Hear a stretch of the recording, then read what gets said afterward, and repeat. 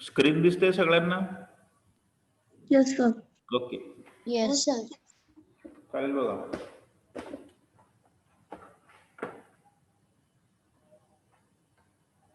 काल किती झालं होतं आपलं? Equivalent fractions we have completed.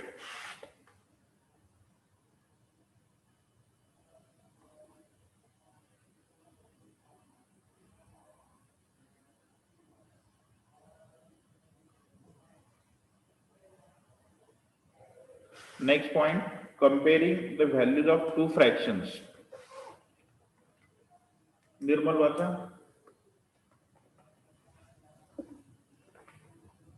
Yes, sir. Comparing the values of two fractions. How do we compare two fractions? If both fractions have a common denominator, compare the value of the numerators. The fraction with the larger numerator has the larger value. Example, 2 by 5 and 4 by 5. Uh, that is 4 by 5 is greater than 2 by 5. Compare the numerators 4 and 2. If both fractions have a common numerator, compare the value of the denominator. The fraction with the smaller denominator has the larger value. Example, 2 by 9 and 2 by 7. 2 by 7 is greater than 2 by 9. Okay, एक minute. हे बघा, comparing the values of two fractions. जसं आपण तुम्हाला आपण दोन integer जर दिले, suppose which one is bigger असं जर विचारलं, तर त्यामध्ये तुम्ही नंबरवरून सहज सांगू शकता. Suppose 25 is given and 30 is given. We can compare the 30 is the bigger number than 25. Same way, if two fractions are given, we have to identify which which fraction is greater. So that we have to check. So in that first type is if both fraction have common denominator. म्हणजे दिलेले जर जे fraction असतील त्यांचा जो denominator आहे तो कसा असेल? कॉमन, म्हणजे सेम. इथं पहिलं टाईप आहे both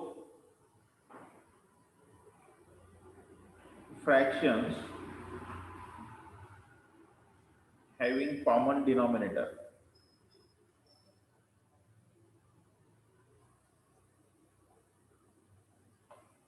Okay, so what we have to do? For example, 2 by 5 and 4 upon 5. बघा, कधी कधी काय असते, तुम्हाला दिलेले फ्रॅक्शन आता हे सोपे आहे म्हणून तुम्ही सांगू शकता, परंतु कधी कधी काय होतं, मोठा फ्रॅक्शन असेल तर त्यावेळेस आपल्याला आयडेंटिफाय करायला कठीण जातं. कारण की तुम्ही याला जर का सॉल्व्ह केलं, तुमचं जे काही आन्सर येईल सॉल्व्ह केल्यानंतर, तर ते केल्यानंतर तुम्ही सांगू शकाल की which one is bigger. But there are some methods, म्हणजे तुम्ही याला सॉल्व्ह करून चेक करू शकता की कोणता फ्रॅक्शन हा मोठा किंवा छोटा आहे. तर पहिली केस आहे both fraction having common denominator. आता हे दोन्ही फ्रॅक्शन मध्ये डिनॉमिनेटर बघा, इथे 5 आहे, इथे पण 5 आहे, having common denominator. So simple, what we have to do? Compare the numerator. If denominator is same,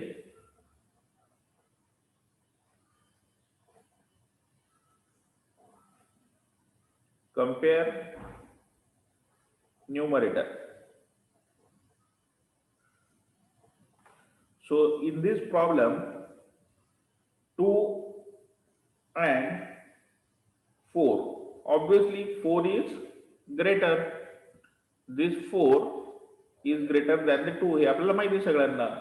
so therefore फक्त सिम्पली न्यूमरेटर चेक करायचं या ठिकाणी.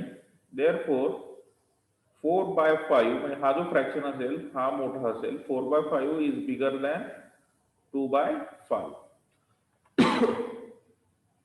आता बघा सेकंड मेथड. आता इथे कॉमन डिनॉमिनेटर होता, आता इथे असेल common numerator.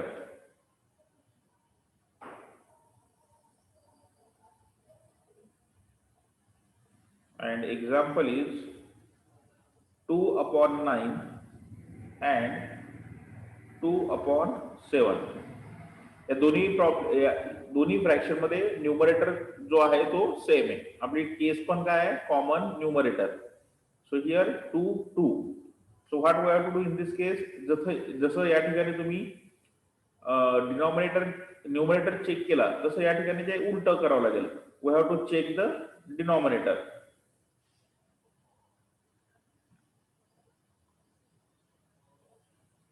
Compare denominators.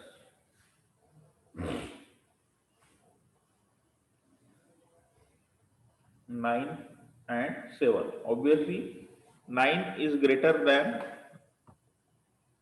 7. So what will be your answer? Therefore 2/9 is greater than 2/7.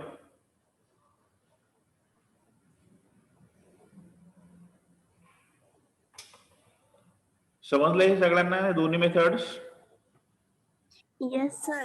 Okay. Yes, sir. आता याची जी तिसरी टाईप आहे, Yes, sir. आता यामध्ये काहीच कॉमन नसेल. If both fractions have different numerator and denominator.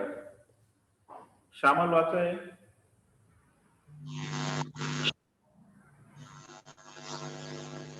Yes, sir.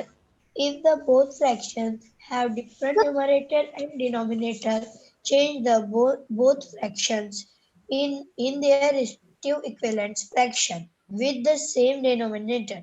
That is by finding the LCM for the both denominators. Then compare the numerator to determine the fraction that is greater or smaller. Example 3/5 and 1/5. Which is the greater? The LCM of 5 and 4 is 20. 3/5 is equals to 3/5 into 4/5 is equals to 12/20.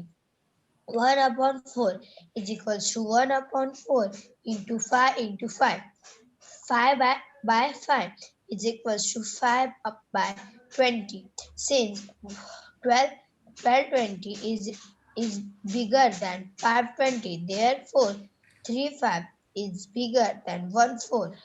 Okay. बघा आता यात हे जे example दिलं या ठिकाणी तुमचं numerator इथे 3 आहे, इथे 1 आहे. डिनॉमिनेटर इथे 5 आहे, इथे 4 आहे. सो या दोन्ही केसेस या ठिकाणी लागू पडत नाही, म्हणजे A and B is not applicable. So what we have to do over here? So what we have to do, if the fractions are given and both numerator and denominator are different, in this case yesterday we have discussed this, we have to rationalize. Simple आहे. तुम्हाला मी काय सांगितलं होतं, rationalise करा किंवा त्याला आपण म्हटलं होतं फाइंड द एलसीएम. 5 आणि 4 चा एलसीएम किती येईल? 20. 20. सो 20. इथं मेन्शन करतो मी LCM of 5 and 4 is 20. आता नाही तर मी तुम्हाला दुसरं एक मेथड सांगितलं होतं रॅशनलाइज करताना. हा जो डिनॉमिनेटर आहे यांनी याला मल्टिप्लाय करायचं आणि म्हणजे क्रॉस म्हणता येईल त्याला. Cross multiplication. काय करायचं, 4 नी याला मल्टिप्लाय करायचं. सपोज मी पहिला फ्रॅक्शन घेतोय 3/5. ओके. 3/5 multiply and divide. याचा मिनिंग बदलायचा नाही आपल्याला, म्हणजे याचा आन्सर हेच राहील सॉल्व्ह केल्यानंतर. सो 3/5. आता याचा डिनॉमिनेटर काय आहे 4. आपल्याला डिनॉमिनेटर सेम करायचे. So we have to multiply and divide by this denominator. So multiply and divide by 4, म्हणजे इथे मल्टिप्लाय सुद्धा केलं आणि डिनॉमिनेटरनी डिवाइड सुद्धा केलं. याचा अर्थ बदलला का या ठिकाणी? नाही, कारण की 4 गेट कॅन्सल आणि परत तुम्हाला आन्सर भेटेल 3/5. असंही केलं तर चालेल. So here 4 3 12 and 5 4 20. हा झाला पहिला फ्रॅक्शन. आता सेकंड 1/4. 1/4 लिहिला. आता याचा सेकंड जो फ्रॅक्शन आहे याचा डिनॉमिनेटर किती आहे 5. तर यांनी काय करायचं याला 5. Multiply and divide bye 5. बघा 5/5 5/5 4 20. बघा इथे डिनॉमिनेटर मध्ये 20 आले, इथे सुद्धा डिनॉमिनेटर मध्ये 20 आले. आता डिनॉमिनेटर मध्ये 20 आल्यानंतर काय करत असतो आपण? सिम्पली कम्पेअर दी न्यूमरेटर. नाव कम्पेअर दी न्यूमरेटर.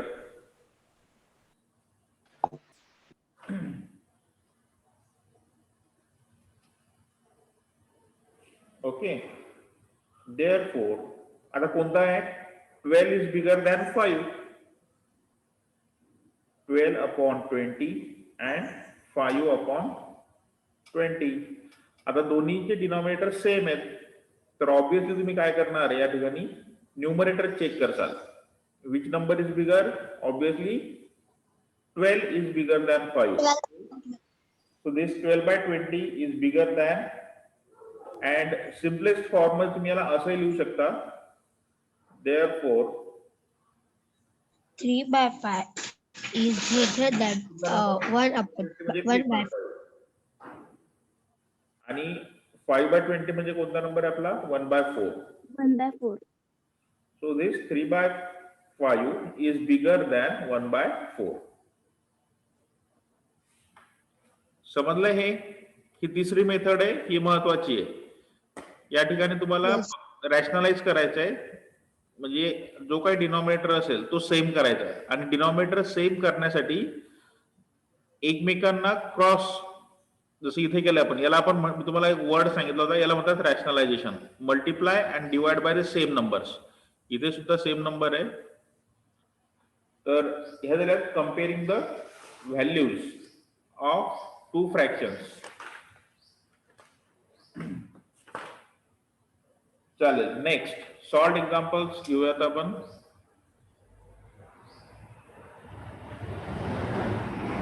वाचा, कोण वाचतंय? Tanmay. Sir, can I need?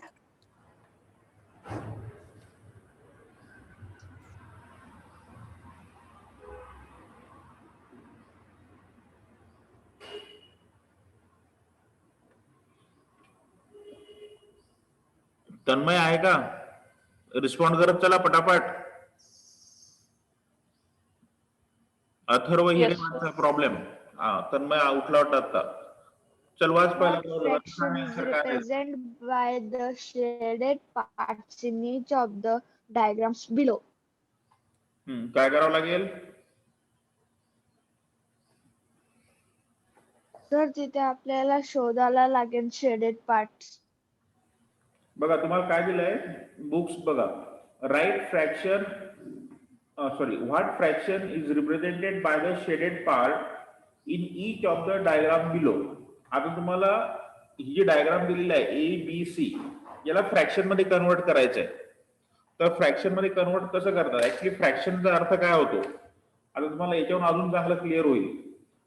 आता इथे किती बॉक्सेस आहे? 1 2 3 4 5 6 7 8. Total number of boxes 8. Out of 8 किती कलर आहेत? Shaded portion 5. 5. 3, 4, 5. 2 and this 5. So 5/8. फ्रॅक्शनचा अर्थ काय होतो? तुम्ही एखाद्या गोष्टीमधला, जसं तुम्ही जेवण करत असताना सपोज एक पोळी आहे, एका पोळीमधलं फक्त, म्हणजे आपण त्याला 4 पीस मध्ये कट करतो पोळी शक्यतो सर्व करताना, तर आपण त्याला म्हणतो, आता मी जर तुम्हाला 4 तुकडे करायला सांगितले आणि तुम्ही फक्त एकच कॉर्नर घेतला पोळीचा. सपोज प्लीज कॉन्सन्ट्रेट, अशी चपाती आपली, आपण याला काय करतो, शक्यतो 4 पीस मध्ये डिवाइड करतो. ओके, याला रिप्रेझेंट कसं करसाल, समजा मी फक्त एवढीच पोळी घेतली जेवणासाठी. 1/4. Very good. बघा टोटल 1/4. पार्ट किती आहे, 1 2 3 4 parts. Out of this 4 parts I have taken only 1 part. म्हणजे आपण फक्त चतकोर पोळी या ठिकाणी खाण्यासाठी घेतली. किती पार्ट घेतले तुम्ही, 1 part. So that is nothing but the fraction. म्हणजे एखाद्या गोष्टीचा किती भाग आपण वापरतो, that is nothing but the fraction. या एक्झाम्पल वरून तुम्हाला समजू शकतंय. म्हणजे फक्त 4 पार्ट्स, 1 2 3 4 पार्ट्स आर देअर.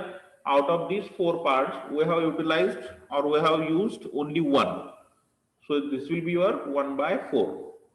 आता याच पद्धतीने तुम्हाला पुढचे प्रॉब्लेम सॉल्व्ह करायचे.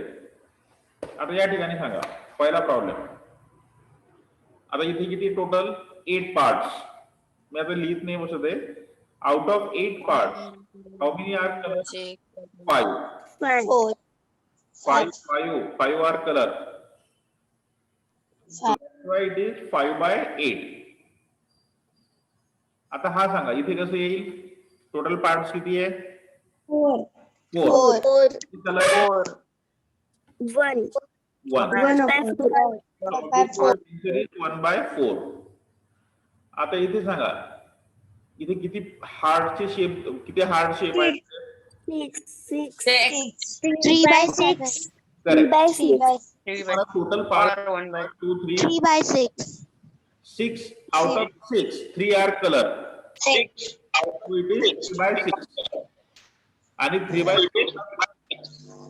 3/6 ला तुम्ही सिम्पलेस्ट फॉर्म मध्ये लिहू शकता. 3 1 3, 3 2 6.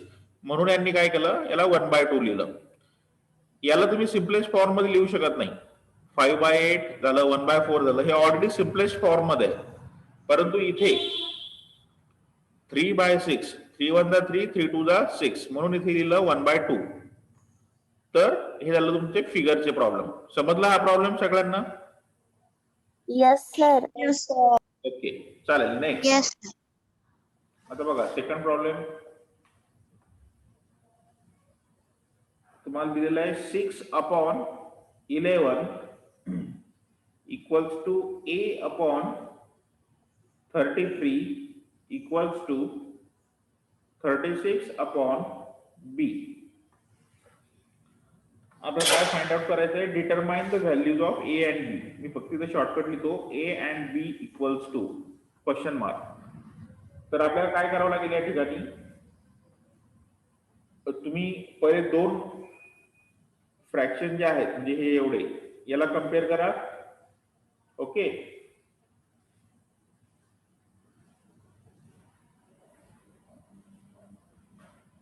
(6/11) and A/33. याला तुम्ही मी बुकच्या मेथड न जाता 6/11 इक्वल्स टू A/33. तुम्हाला हे माहिती काय, क्रॉस मल्टिप्लिकेशन कसं होतं तर? हो सर. कसं होतं? Yes. जो खालचा खालचा डिनॉमिनेटरला कोणत्या नंबरवर तो नंबर येतो हे बघा, त्याच्या टेबल मध्ये, याला तुम्ही त्याच्यापासून वरचा याला नंबर. क्रॉस मल्टिप्लाय करू शकता. 6 × 33 and 11 into, म्हणजे मी असं लिहू शकतो 6 × 33 इक्वल्स टू A × 11. ओके, आता याला सॉल्व्ह करू आपण. आपला अननोन कोणता आहे यातला, A. आपल्याला A फाइंड आउट करायचा आहे. जी गोष्ट किंवा जो अननोन आपल्याला फाइंड आउट करायचा असतो तो शक्यतो डाव्या साईडला लिहायचा असतो. सो रिअरेंज करतो मी. A × 11, 6 × 33. ओके, आता बघा जो फाइंड आउट करायचा आहे A me as it is ठेवणार आहे. 6 × 33 हा 11 इकडे आल्यानंतर काय होईल, Divide. डिवाइड. Divide. जेव्हा इथे प्लस असेल तर इकडे गेल्यानंतर मायनस होतो, इथे मल्टिप्लाय असेल तर तो इकडे डिनॉमिनेटर मध्ये जातो. हे रूल तुम्हाला माहिती आहे. सो 6 into 33 हा 11 मी तर एरो दाखवलेला आहे. We have to shift this on the right hand side, कारण की आपल्याला हा अननोन फाइंड आउट करायचा आहे. ए जो अननोन असतो तो फक्त डाव्या साईडला ठेवायचा, बाकीच्या सगळ्या गोष्टी राईटला शिफ्ट करायच्या. So this it is multiplied.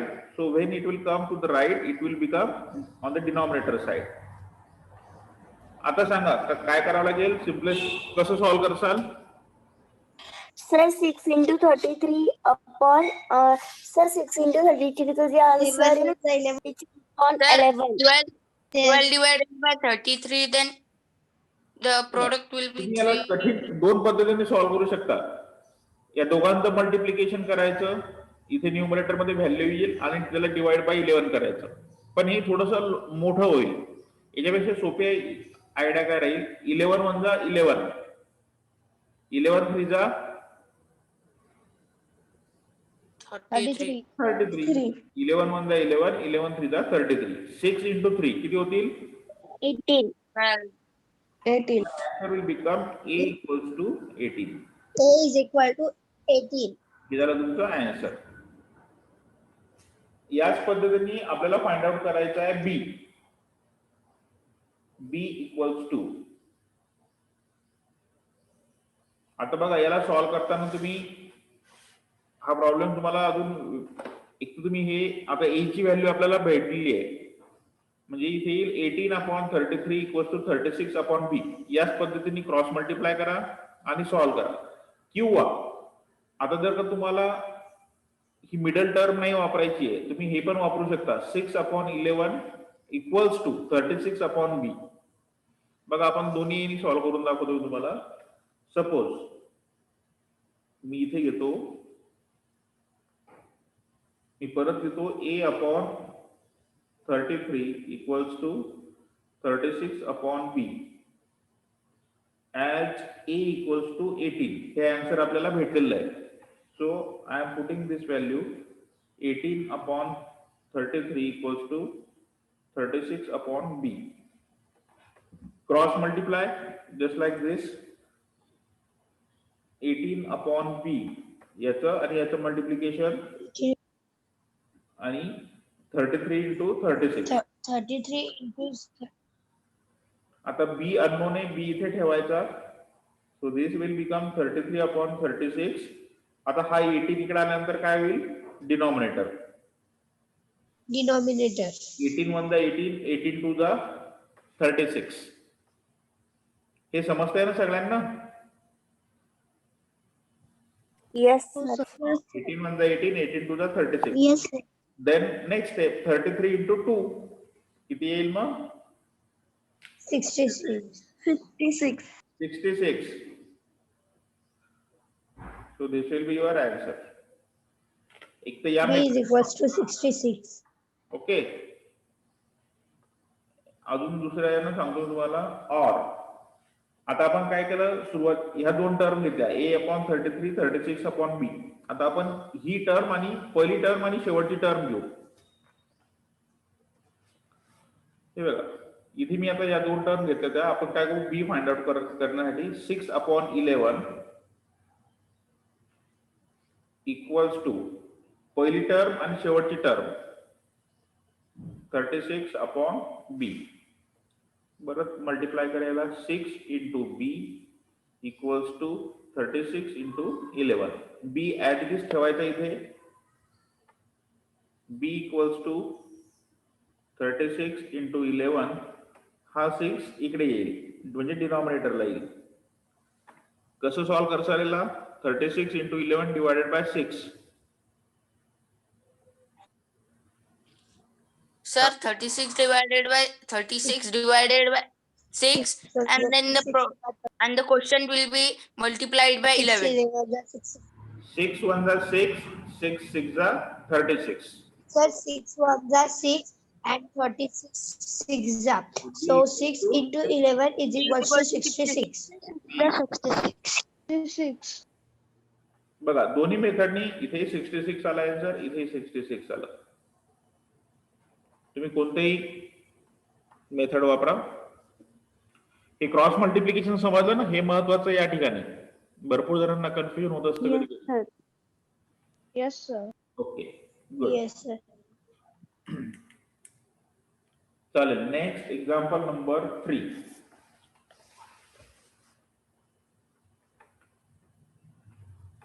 काय प्रॉब्लेम आहे? Example number 3. Are the following fractions equivalent? Equivalent fraction identify करायचे आपल्याला. काय डेफिनेशन आहे इक्विव्हॅलंट फ्रॅक्शन्सची?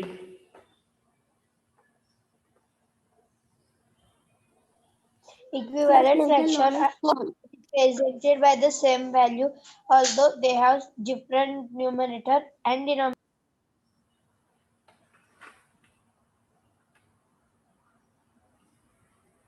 बघा आपण कालच डिस्कस केलं होतं equivalent fraction.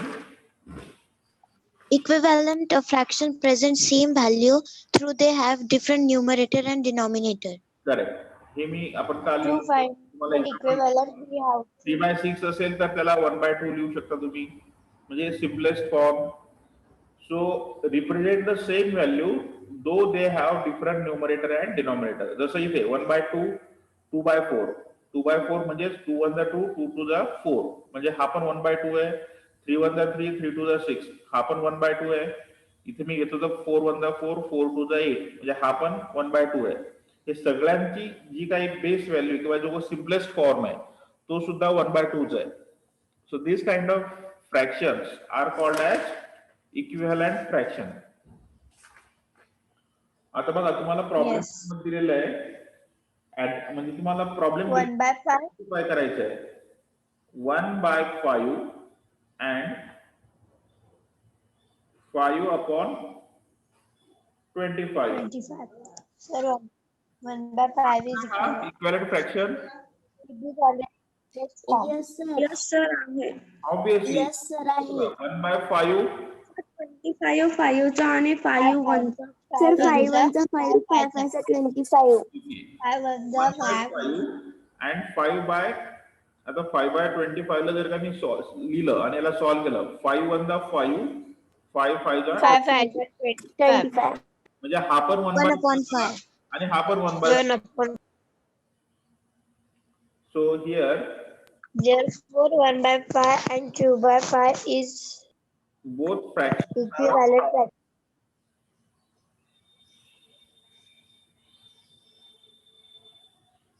therefore 1/5 and 5/25 are equivalent fractions.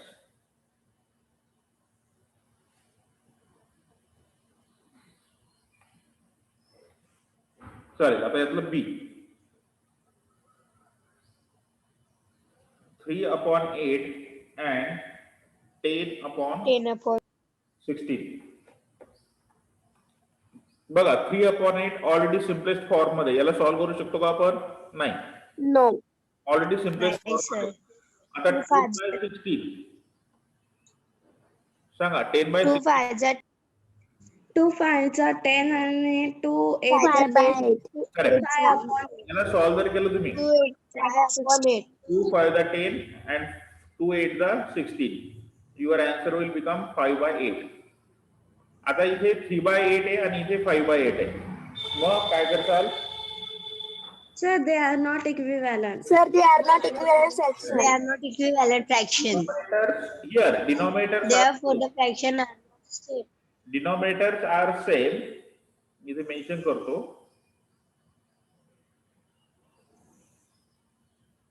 Denominators are same, but numerator इथे 3 आहे आणि इथे 5 आहे.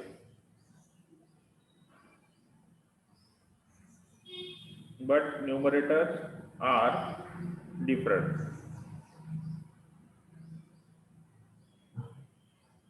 Therefore 3/8 and 10/16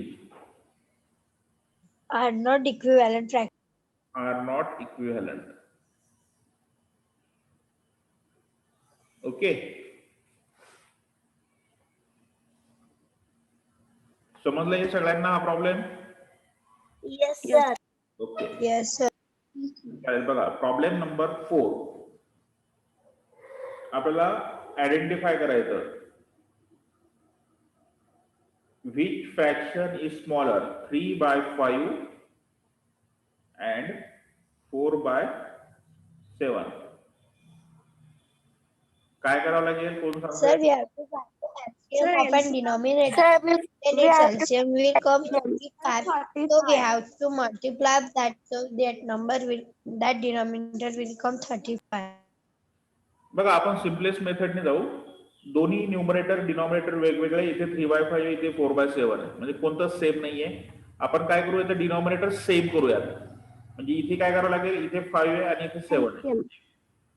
सांगा 3/5 ला कशाने मल्टिप्लाय करायचं? 35. 35. Sir, 5, 7. 35. 3/5 Plus याचा जो 7 डिनॉमिनेटर into 7. सेकंड फ्रॅक्शनचा जो Sir, multiply by 7. मल्टिप्लाय करा. Okay, Sir, 7. 7/7 याला म्हणतात rationalise. So it will become 7 3 7 21. 7 5 3 7 21. 7 35. Okay. आता second fraction 4/7 4 is equals to 4 into 4/7 into 5/5. 7 multiplied by 5. Multiply and divide. Okay, 5/7 5 7 multiplied by 5. 20. 20 by 35. 5 is 35. So, 35. बघा आता इथे पण 35 आलं खाली, इथे पण 35 आलं. आता सिंपल रूल काय आपला, compare numerators. Therefore 21/35 and here 20/35. कोणता नंबर मोठा आहे यातला? Obviously 21. 21/35. is greater than 20/35. Therefore 3/5 is greater than 4/7. 21/35 म्हणजे याचा सिम्पलेस्ट फॉर्म काय येईल? 7 3 जा 25 and 7 5 जा म्हणजे 3/5. Therefore 3/5 is greater than 4/7. This will be your answer. समजतंय ना सगळ्यांना? Yes. Yes, sir. Sir. Yes, sir. असाच तुमचा नेक्स्ट प्रॉब्लेम आहे. एक्झाम्पल 5. तुम्हाला 3 फ्रॅक्शन दिलेत. 1/2, 8/9, 5/6 in ascending order. In ascending order म्हणजे छोट्यापासून मोठं. Smallest to greatest. From smallest to greatest. Okay. बघा From greatest. smallest number to biggest तुम्ही number. असं व्हिज्युअलाइज करून हे सांगू नाही शकत विच वन इज बिगर और smaller. So we have to, आपण जी LCM We method, have to find याला सिम्पलेस्ट काय करायचं? LCM of denominator. LCM of the denominators 2 9 16. ओके, 18. 80. याचा डिनॉमिनेटर एलसीएम येईल तुमचा एलसीएम ऑफ 2 9 and 6 इज. आता हे काढता यायला पाहिजे. हे चॅप्टर झालेलं आहे आपला. तुम्हाला माहिती आहे एलसीएम काढायसाठी काय करावं लागतं? 13. So 2 9 6 Yes, sir. 18. ओके. आता बघा इथे कितीने मल्टिप्लाय अँड डिवाइड केलं म्हणजे 18 येतील पहिल्या फ्रॅक्शन मध्ये. 9. 9 9. Multiply and divide. by 1. हा 1/2 जो आहे ना याला 9/9. याचा मिनिंग बदलला का इथे? नाही. याला जर सॉल्व केलं तुम्ही तर तुमचं 9/18. So it will become 9/18. 9/18. Second fraction घेतलं आपण 8/9. 8/9. याच्या डिनॉमिनेटर 9 8 9 2 जा. याच्या डिनॉमिनेटर मध्ये 18 येण्यासाठी कितीने मल्टिप्लाय अँड डिवाइड करावं लागेल? 2. 2. 9 2 जा. 8/9 multiplied by 2/2. 8 to the 16, 2. 9 to the 18. 9 to the 18. इथे कितीने मल्टिप्लाय अँड डिवाइड करसाल? 5 by 6 ला 3. 3. So 5 by 6 into 3 upon 3. बघा 5 3 ला 15. 15 upon 18. आता आपले तिन्ही ठिकाणी 18 18 18 तिन्ही ठिकाणी 18 आलेलं आहे. Compare numerator.